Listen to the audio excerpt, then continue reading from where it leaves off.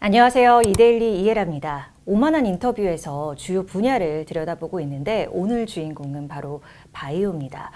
우리 기업들 이 글로벌 빅 파마로 기술 수출 계약 소식 이런 좋은 소식도 많이 들려오는데 그래서 이게 좀 달라졌나 이전과는 제약바이오주 이런 생각이 들기도 하는데요.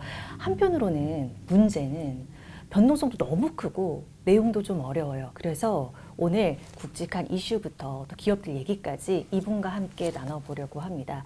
자, 영상 플랫폼에서 5만 명의 제자들을 양성 중인 분이세요. 바이오 투자학교 이혜진 대표와 함께합니다. 안녕하세요. 네, 안녕하십니까? 네, 기업 얘기부터 짚어보고 가도록 할게요. 네.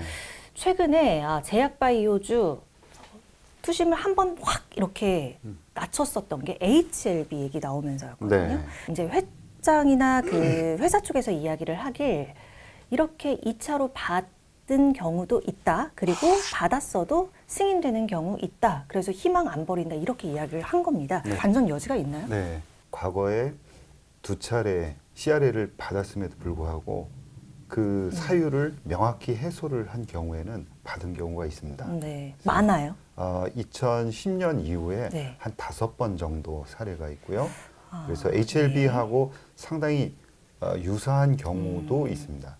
이제 그래서 중요한 것은 그 이제 CRA를 받으면 받은 이유가 있잖아요. 그래서 그 이유를 명확하게 이제 인지를 하고 해결을 이제 하는 노력을 하고 그거를 이제 승인을 받은 거죠. 그래서 보면은 이제 아카시아 파마슈티컬스 같은 경우 이제 그 회사도 두 차례에 걸쳐서 네. 제조상의 문제가 있다. 비슷해요. 그럼에도 불구하고 승인을 받았죠. 그래서 사례가 있느냐 그러면 있고 받은 사례도 있습니다. 근데 중요한 거는 그 CRA를 받는 사유에 대해서 상당히 명확하게 이 5개 회사들은 계속 했다는 거예요. 첫 번째는 문제가 있었지만 두 번째는 그 문제점을 완벽하게 이제 해결을 했다라는 거고요. 이제 좀 요번에 저도 이제 회사에서도 당혹스럽다라고 표현을 했는데 그 자체가 당혹스러운 거죠. 뭐냐면, 이번 CRA를 받는 거는 좀 당혹스럽다. 우리는 할 걸 다 했는데 이런 뉘앙스였거든요. 그래서 맞아요. 우리는 네. 클리어했다라고 이야기한 거죠. 그래서 우리는 캄렐리주맙의 CMC 문제가 다시 이렇게 불거지니까 우린 당혹스럽다. 이런 이제 뉘앙스의 용어를 썼어요. 그래서 명확하게 그 CRL의 사유를 알지 못했구나라고 볼 수가 있는 거죠. 그래서 이번에 이제 우려스러운 거는 이 CRL에 대한 사유를 되게 명확하게 해야 돼요. 그래서 이번에 그 CRL 그 받은 데에는 그 사유가 명확하게 나와 있지 않습니다. 앞으로 이제 회의를 통해서 FDA하고 회의를 통해서 이런 문제점이 있었다라는 것을 지적을 받겠죠. 그런데 HLB에서는 이런 문제가 있을 것이다라고 추측을 해서 또 이야기를 했어요. 제가 보기엔 그럴 필요가 없다는 거죠. 그래서 이제 투자자분들이 이번엔 주의 깊게 봐야 되는 게 그 사유가 무언지에 대해서 상당히 좀 긴장감을 갖고 좀 잘 지켜봐야 된다라는 거죠. 제가 이 과정을 잘 몰라서 다시 한번 여쭤보는데 대표님, 그러니까 1차 나올 때 그러니까 항서 쪽 그 제조 품질, 네네. 공장 제조 품질 문제였잖아요. 근데 그게 이제 보안 요구 서한 올 때 그 내용이 명확히 언급이 되지가 않나요? 알아내야 되는 부분인 거예요, 회사에서? 그쪽 부분에 이제 그 제조상의 문제가 있습니다. 그 정도로 오고요. 그 후에는 FDA하고 어떤 문제가 있는지 상세하게 논의를 또 해봐야 돼요. 잘못된 게 뭔지를 모르고 못 고쳤다는 얘기인가요? 그렇죠. 그러니까 회사에서는 상황도. 그러니까 그 점이 명확하지를 않다는 거예요. 그 부분이 네. 의문스럽다. 그리고 이번 그 의약품들이 두 개가 다 병용 치료제거든요. 리보세라님, 캄렐리주마, 우리나라 그 HLB, 그다음 네. 항서제 이렇게 만들잖아요. 근데 이 두 개가 모두 신약이다 보니까 약간 조금 더 까다롭게 보는 게 아무래도 있을 수밖에 없다라는 거죠. 이 다음번에도 비슷한 프로세스를 또 거칠 겁니다. 거치는데 그때도 명확한 게 그 CRL의 사유를 명확히 알고 있었느냐 하는 부분인 거죠. 정치적인 얘기를 하면 한두 끝도 없기 때문에 네. 그 부분을 차치하더라도 이번에도 CRL에서 문제점을 명확하게 인지를 못했다는 거죠. FDA에서 이야기하는 건을 못했을 가능성이 있다. 그리고 그거를 알았다 하더라도 명확히 해소를 하지 못했다는 거죠. 그래서 이제 이 다음번에 어떻게 이제 항서제약이 달라지는지 코멘트라든가 이런 부분들을 좀 주의 깊게 볼 필요가 있다. 문제가 되는 게 뭐냐면 경영진들 막 자사주 매입하고 그랬잖아요. 네, 예. 20일 임박해서. 네. 과연 이런 행태가 어떻게 투자자들한테 비칠지 네. 좀 우려도 돼요, 사실은. 네. 근데 이 전번에도 말씀을 드렸지만 우리나라 기업들하고 나스닥 기업들의 그런 행동들을 보면 차이점이 있어요. 미국 같은 경우에는. 그리고 액션을 하지 않습니다. 어떤 액션이냐면은 유상증자라든가 이런 것들을 결과를 보고 저 잘했죠 라고 해서 자 이제 우리 너무 잘했으니까 그 다음 스텝으로 가기 위해서는 돈이 필요합니다. 그러니까 유상증자로 돈을 좀 주세요라고 당당하게 이야기를 합니다. 아니면은 결과가 잘 안 나왔을 경우에는 회사가 굉장히 위기감을 맞을 수밖에 없는 거죠. 그걸 당연하게 받아들이는 예. 거죠. 주가도 낮아진 상황에서 네. 유상증자를 하려면 굉장히 어려워요. 그런데 HLB 같은 경우에는 그 전에 했단 말이죠. 1차 CRL 네. 받기 전에. 그래서 그런 것들이 좀 문제다. 저는 그렇게 생각을 해요. 그래서 네. 신약 승인 결과를 받고 그렇게 자신 있으면 받고 하는 게 맞다라는 거예요. 이 중요한 임상 이상 결과가 예를 들어서 4월 달에 발표된다. 그러면 4월 달에 결과를 보고 5월 달에 이제 자 유상증자를 하든 시비 발행을 하든 그렇게 한다 그러면 주가도 굉장히 높을 것이고 그리고 호응도도 이제 높을 거예요. 그런데 이제 그 전에 유상증자를 기대감을 키워놓고 자 우리 잘 이때 엄청나게 잘 될 겁니다라고 이야기를 하면서 주가는 자꾸 올리죠. 그 상태에서 뚜껑이 열리지도 않았는데 유상증자나 시비 발행을 하는 거예요. 그거를 보면서 좀 안타깝다. 저렇게 한다 그러면은 잘 나와도 문제가 되겠고 그 다음에 안 나왔을 때는 큰 문제가 되는 거죠. 결국은 CRL을 받았잖아요. HLB 같은 경우에. 그리고 아마 하반기에도 얼마나 길어질지 모르겠지만 이 회사는 계속해서 자금을 조달해야 됩니다. 그렇기 때문에 이제 타이밍의 문제이긴 하겠는데 회사에서는 5월 달에 다시 내서 7월 달에 우리는 신약 승인 받을 거다 이렇게 이야기를 하고 있지만 어떻게 전개될지는 시간적으로는 FDA가 어떻게 보면 키를 쥐고 있잖아요. 그렇기 때문에 하반기에 좀 더 늦어질 수 있다. 그렇게 되면은 자금에 대한 우려감 이런 것들이 다시 있을 수 있죠. 그래서 하반기로 가면서는 조금 더 그 HLB에 대해서는 이제 이 CRL에 대한 사유, 그 다음에 자금 문제, 그 다음에 더 늘어진다 그러면은 이거는 그 신약 승인을 받는 게 문제가 아니라 상업화를 해서 돈을 벌어야 되잖아요. 그렇죠. 네. 네. 그런데 경쟁 의약품들은 벌써 나와서 이제 잘 팔리고 있거든요. 뭐 1차 치료제 같은 티센트릭에다가 아바스틴 이런 걸 병용하는 그런 로슈의 치료제 같은 경우에는 나와서 벌써 잘 팔리고 있는 거고 예. 또 다른 치료제도 이제 면역항암제 BMS라는 회사에서도 똑같이 냈어요. 근데 이 회사들은 다 이제 빅파마들입니다. 그러니까 마케팅 비용을 1년에 뭐 20조 이상 쓰는 어마어마무시한 회사들이에요. 예. 그래서 치료제가 이제 조금 더 그 치료 효과가 좋다 하더라도 마케팅에서 밀릴 수가 있다는 거죠. 그래서 계속 이렇게 늦어진다 그러면 상업화에도 좀 빨간불이 켜질 수밖에 없다. 그 점이 조금 우려스럽다는 거죠. 이번에는 셀트리온 쪽으로 가보도록 하겠습니다. 자, 기대를 했던 진펜트라 매출이 좀 부진했다는 소식이 들렸는데 네. 말고도 여러 시장 포트폴리오들이 네. 좀 있잖아요. 네. 어떻습니까, 현황은? 요번에 받은 약이 신약입니다. 그냥 바이오시밀러가 아니라 신약으로 받았기 때문에 이제 마케팅 할 수 있는 그런 체제를 갖추는데 조금 더 이제 그 뭐라 그럴까요? 좀 더 공격적으로 이제 잡지 않았나. 생각보다 이제 그 서류라든가 이런 걸 처리하고 그다음에 PBM하고 커뮤니케이션 하는 게 시간이 좀 길어졌다 이렇게 이야기를 하고 있거든요. 그래서 올해는 한 7천억 원 정도 매출액을 잡았는데 네. 일단은 이 금액도 작지 않은 금액입니다. 그렇기 때문에 이제 올해 7천억 원 정도만 올려놓는다 하더라도 굉장히 뭐 잘 잡는다라고 볼 수가 있죠. 그 다음에 이제 바이오 시밀러뿐만이 아니라 그 다음에 CMO 쪽으로도 진출을 했고 예. 그리고 신약도 이제 개발한다 이렇게 이야기를 하고 있거든요. CMO는 뭐 이제 생산하는 이제 기술 이런 것들이 있기 때문에 잘 아마 자리를 잡을 것이다 이렇게 생각을 하고요. 그 다음에 신약 쪽인데 아직까지 검증해야 되는 부분들이 많습니다. 그럼에도 불구하고 이 회사는 항체 치료제에 대한 연구, 그 다음에 속성을 아주 잘 오랫동안 연구 개발을 해왔기 때문에 예. 이 항체 쪽에서는 강점을 가지고 있어요.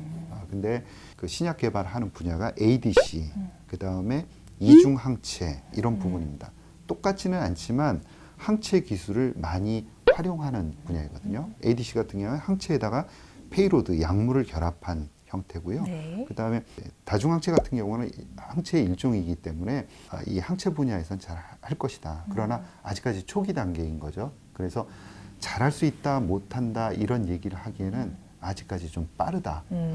그래서 조금 더 지켜봐야 된다라고 생각을 합니다. 최근에 그 뉴욕 증시에서 23andMe 네. 구글이 투자했던 유전자 기업 분석하는 그런 네, 기업이 예, 또 파산을 하고요. 네. 이쪽이 수요를 지속적으로 창출하기 어려운 구조예요. 일론이나 뭐 네, 얘기도 있고 해서 네. 좀 같이 여쭤보려고요. 네. 유전자가 어느 부분이 약하다 한들 치료제가 없어요. 그래서 뭘 어떻게 할 거냐. 그래서 이게 처음에는 사람들이 궁금증을 했는데 그 다음번에는 그걸 가지고 뭔가를 해야 되거든요. 그럴 때 산업이 확 열리는데 그냥 재미이지 그 다음번에 그 약한 유전자가 있어서 도대체 어떻게 할 거냐. 여기 이제 별로 확장성이 떨어진다라는 거고요. 지금 시장이 커져가는 거는 항암제 쪽이 많이 큽니다. 그러니까 암세포 이제 예를 들어서 우리 이제 폐암세포 요번에 렉나자가 유한양의 렉나자가 네. 승인을 받았는데 거기서도 그 EGFR이라는 중요한 그 이제 수용체 단백질을 네. 타겟팅을 해요. 타겟팅을 하는데 여기에 유전자 변이가 생기는 거죠. 그래서 유전자 변이가 어느 부분에 생겼는지 그런 이제 그 진단에 대한 니즈는 굉장히 많이 생겨나고 있는데 그래서 특정한 이런 질병과 관련한 그 다음에 연구 관련한 분야 여기는 꾸준하게 증가를 하고 있어요. 예. 반면에 더욱더 일반인들에 대한 확장성 여기에서는 이제 한계를 맞는 거죠. 아까 같이 이런 분들은 생명을 구하기 위해서 나한테 맞는 치료제를 이제 치료받기 위해서는 유전자 검사를 해야 되거든요. 그러니까 당장 필요한 거죠. 그런데 일반인들은 그걸 알아서 내가 어디다 활용을 할지 이게 이제 쓰임새가 별로 한계가 있는 거죠. 그래서 그런 쪽의 확장성. 그 다음에 두 번째는 기업 간의 경쟁력 측면이 약간 애매해져 가고 있는 거죠. 그건 어떤 의미인가요? 그래서 아까 말씀 뭐 이제 23andMe 같은 경우 그다음에 다른 업체들 이런 업체들 간에 그런 차별성이 뭐냐라는 거죠. 그냥 유전자 검사를 해주는 것 그거 이외에 다른 그런 경쟁력이 뭐냐 할 때 거기에서 이제 퀘스천이 오는 거죠.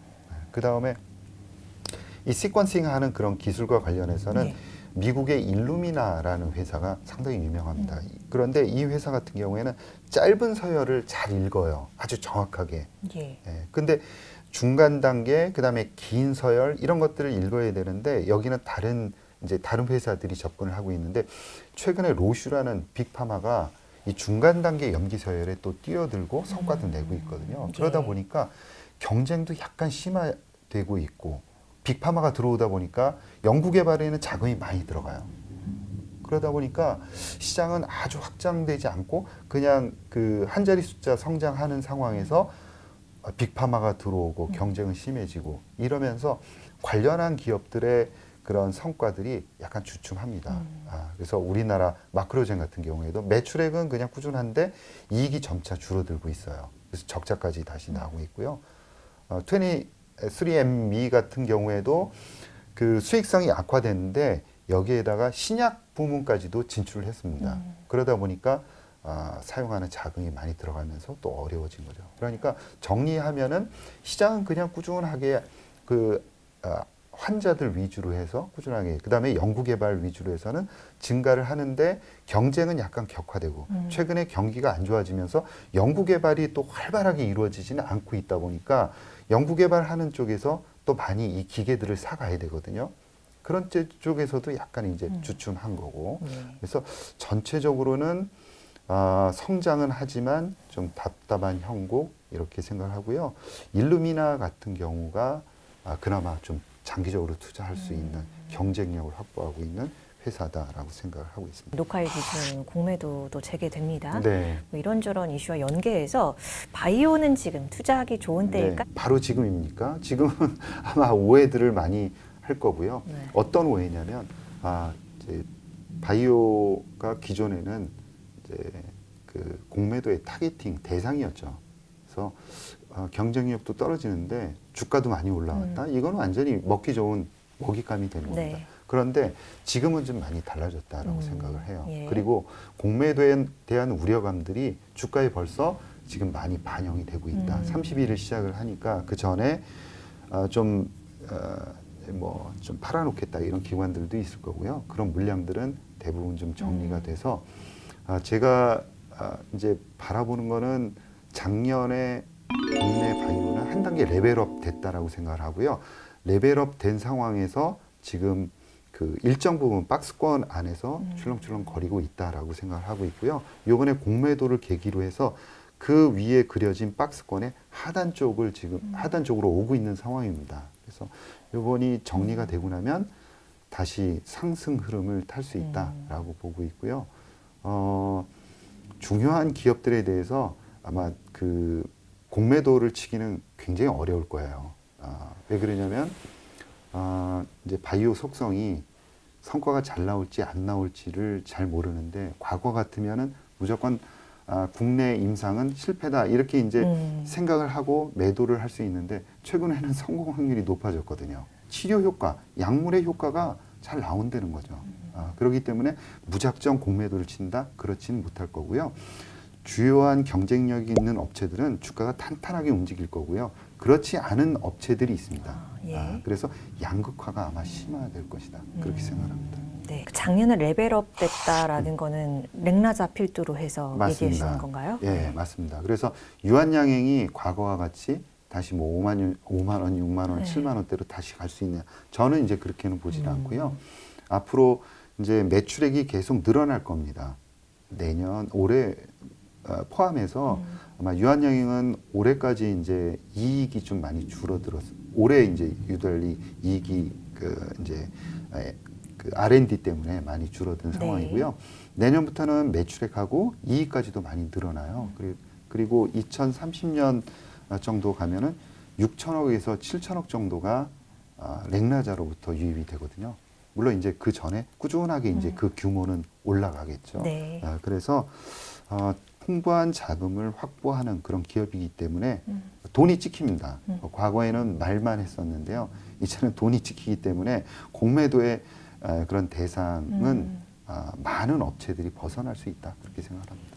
2025년 요 제약 바이오 좀 트렌드를 투자자라면 살펴봐야 된다. 이런 거 좀 콕 네. 집어주시겠어요? 화두가 되는 기업들이 있어요. 알테오젠부터 네. 유한양행 이런 기업들이죠. 그다음에 SK 바이오팜 이런 기업들이 중요한 기업이면서 중요한 포인트들을 가지고 있거든요. 그래서 이 포인트들을 이제 잘 지켜나가는 걸 보여주면서 국내 바이오는 이제 주요한 기업들은 투자를 진짜 해도 되는구나라고 바이오를 투자해도 되는 변동성은 있습니다. 그러나 안정적으로 투자해도 되는 그런 산업군으로 분류를 하실 거다 이렇게 생각을 하고요. 네. 두 번째는 기술 수출입니다. 그래서 올해 그 되짚어 보면 지금 3월 들어서면서 주가가 좀 부진하죠.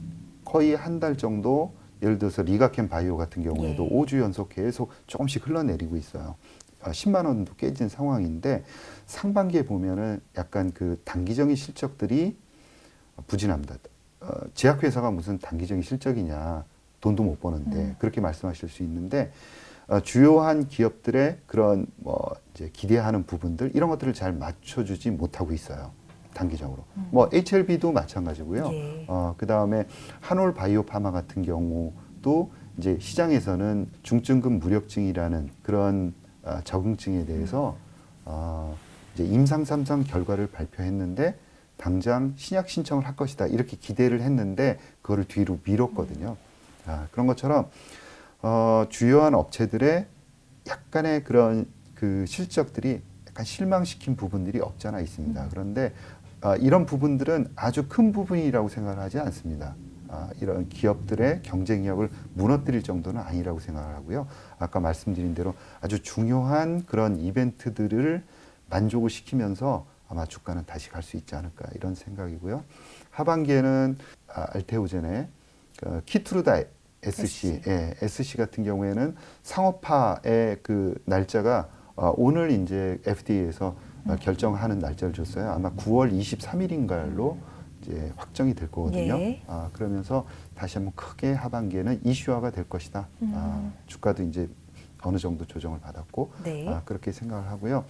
SK 바이오팜 같은 경우에도 이제 두 번째 세노바메이트를 이어서 두 번째 물질을 이제 확보를 하겠다. 그 가시적으로 이야기를 하는 부분을 상반기 중으로 이야기를 했거든요. 그러니까 2분기 이제 2분기에는 그 이야기를 할 겁니다.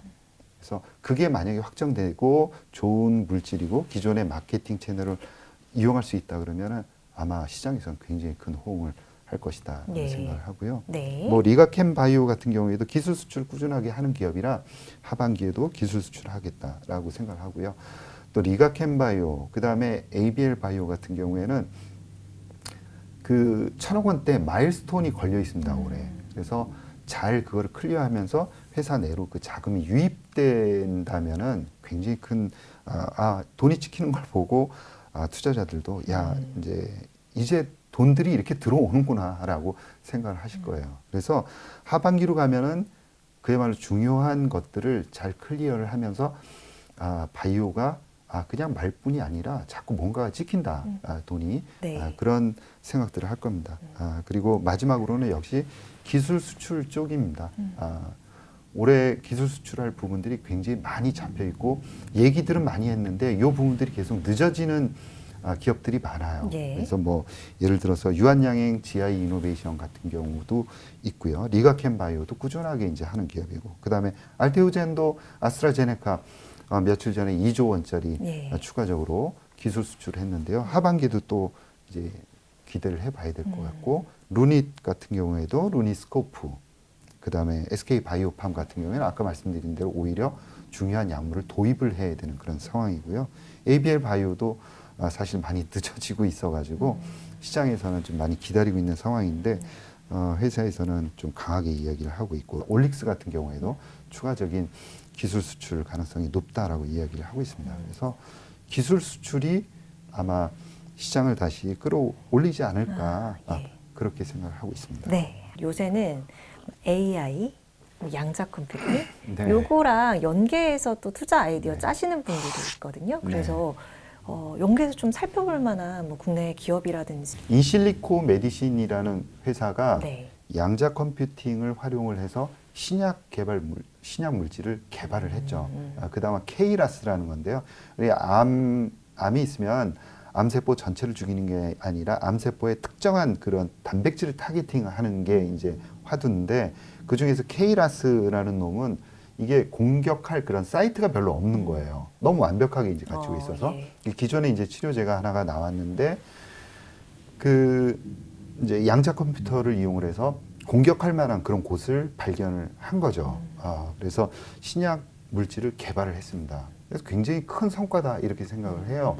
인간이 아무리 열심히 하더라도 만들어낼 수 없는 것을 그 물질을 발굴해냅니다. 이거 자체가 엄청난 결과인 거죠. 향후에는 아마 그 임상 과정에서도 시간이 지금 뭐 10년 정도 오래 걸리는 임상 과정에서도 네. 아마 이 양자 컴퓨팅이나 AI가 아마 많은 도움들을 주면서 네. 전체 기간을 단축시킬 겁니다. 그런데 제약 바이오 쪽에서는 이게 물질을 발굴했다고 해서 끝나는 게 아닙니다. 더 어려운 단계가 있잖아요. 임상 1상, 2상, 3상, 신약 승인. 이 부분이 고스란히 다 남아있기 때문에 뭐 어떤 분들은 AI나 양자 컴퓨터가 어떤 물질을 발굴했다 그러면은 신약이 그냥 금방 나오는구나 이렇게 생각하시는데 그게 아닌 거죠. 시작하기 위한 준비 단계가 빨리 된다는 것 뿐인 거죠. 그래서 아직까지는 이 AI도 마찬가지입니다. AI, 양자 컴퓨터 이런 것 신기술들을 이용해서 발굴된 물질들이 우리 몸속에서 치료 효과를 내는지에 대한 명확한 그런 POC, 검증이 되지가 않았어요. 그래서 어떤 말씀을 드리고 싶냐면 아직까지는 이제 이 물질들이 임상을 통과할 수 있을까? 이런 것들을 의심의 이제 눈초리로 좀 바라봐야 됩니다. 그래서 기존에 가장 빨리 나갔던 리커전이라는 회사가 특정한 물질을 임상 이상 결과를 냈는데 약간 애매하게 나왔어요, 결과가. 그래서 아직까지는 명확하게 AI로 개발한 물질이 과학자들이 그냥 개발한 물질 오랜 동안 시간을 들여서 개발하고 여기는 금방 이제 시간을 단축해서 만들었는데 여기까지가 중요한 게 아니라 이게 진짜 치료 효과가 나타나는지가 중요하지 않겠습니까? 그렇죠. 그래서 그 과정들은 똑같이 오래 걸린다라는 거예요. 그래서 좀 그 이제 긴 호흡으로 해야 된다. 그 다음에 두 번째는 이 회사들이 엄청나게 돈을 많이 씁니다. 그래서 양자 컴퓨터가 됐건 AI 회사가 됐건 약간 IT 회사의 속성을 반은 가지고 있는 거예요. 그래서 바이오 회사면서 IT의 성격을 가지고 있습니다. IT는 못 먹어도 고를 해서 시장 전체를 다 먹겠다. 이 생각으로 해야 되는 거죠. 그래서 투자를 당장 그 어떤 성과라든가 이런 게 나오지 않는다 하더라도 돈을 퍼부어야 되거든요. 그래서 이들 기업체들은 자금 부족에 시달릴 가능성이 매우 높아요. 조금 전에 말씀드린 리커전이라는 앞서 나가는 회사도 엑센시아라는 회사하고 결국은 합병을 했습니다. 이 목적은 도저히 혼자서들은 각자 버티기 힘들다라는 거죠. 그래서 재무적인 상황들을 같이 보면서 긴 호흡으로 접근하지 않으면은 짧은 호흡으로 들어가면은 아마 엄청 실망하실 가능성이 높습니다. 네. 개인 투자자들이 바이오 포트 꾸릴 때 참 어떻게 해야 될지 또 기업 선정 기준은 어때야 될지 이런 거를 많이 고민을 하시거든요. 네. 근데 앞서 이제 말씀 주신 것 중에 이야기를 다 녹여 주신 것 같긴 해요. 하지만 이제 또 핵심만 좀 짚어 주셔서 네. 말씀 주신다면요. 네. 바이오는 돈이 필요합니다. 그렇기 때문에 빅파마에게 기술 수출한 경험이 있느냐가 대단히 중요해요. 기술 수출 경험, 그 다음에는 좀 어렵지만은 임상 결과를 잘 봐야 됩니다. 그래서 임상 이상을 하고 있는 회사는 임상 일상 결과가 나온 게 있잖아요. 그러면 그 데이터를 볼 줄 알아야 됩니다. 부작용과 치료 효과가 나왔는지만 확인을 하면 되거든요. 그래서 이것도 공부를 하시면 됩니다. 그리고 나서는 기술 트렌드가 중요합니다. 그러니까 기술 트렌드가 빅파마들이 원하는 그런 기술의 종류를 가지고 있느냐 하는 거죠. 예를 들어서 최근에 ADC라든가 이중항체 이런 이제 빅파마들이 관심을 많이 가지고 있는 분야의 기술력을 가지고 있다 그러면은 아마 빅파마에게 픽당할 가능성이 선택받을 가능성이 굉장히 높은 거죠. 그 지금 말씀하신 제약바이오의 트렌드는 확확 바뀌진 않죠. 그렇습니다. 약간 기간이 어느 정도라고 보면 돼요? 5년에서 10년 정도는 가져가는 거죠. 단백질 분해제도 최근에 이제 각광을 많이 받고 있는 분야예요. 그래서 이런 분야들이 이제 핵심적인 기술 트렌드다. 그리고 네. 적응증으로는 비만 치료제에도 각광을 많이 받고 네. 있고요. 시장이 워낙 커지고 있으니까 그다음에 항암제 쪽, 혈관 관련한 치료제 분야 이런 분야들이 성장 가능성도 높고 시장 자체가 큽니다. 그러다 보니까 빅파마들이 관심을 많이 갖고 기술 수출도 많이 해가죠. 그런 꼼꼼한 선정 기준으로 단 하나의 바이오 기업을 고른다면 네. 지금 딱 제시해 주시다면 뭐가 떠오르세요? 제가 어떤 특정한 기업을 말씀드린다 하더라도 네. 이 기업 하나로는 굉장히 위험해요. 왜 그러냐면 신약을 성공시킬 가능성이 뭐 이제 그 임상 이상까지 가고 막 이러면 괜찮은데 조금 더 높아지겠지만 임상 일상부터 임상 신약 승인 받을 때까지 10% 정도밖에는 되지 않습니다. 그러다 보니까 한 개 기업에 몰빵하는 굉장히 이제 위험하다라고 생각을 하고 있고요. 그래서 좋은 기업들로 포트폴리오를 4-5 종목으로 하면 좋겠다라고 생각하고요. 그 질문에 그냥 한 종목 그 안에 반드시 집어넣었으면 좋겠다 그런 회사로는 리가켄 바이오가 좋지 않을까 그런 생각을 합니다. 아까 말씀드린 자금력도 아주 풍부하게 들고 있고요. 예. 그다음에 기술 트렌드에도 맞고 그다음에 기술력도 85억 달러 정도를 기술 수출을 했기 때문에 이미 많은 회사들이 콘졸이라는 링커 관련한 기술을 인정을 한 거죠. 여기에 아직까지는 주요한 파이프라인들의 임상 단계가 임상 1상에서 2상 이렇게 이제 넘어가는 단계라 아직까지 확인할 부분들이 많긴 하지만 기대감을 갖고 지켜볼 만하다라고 생각을 합니다. 네, 트렌드부터 주요 기업들 얘기까지 아낌없이 나눠주신 것 같습니다. 오늘 이혜진 대표님과 함께했습니다. 고맙습니다. 네, 고맙습니다.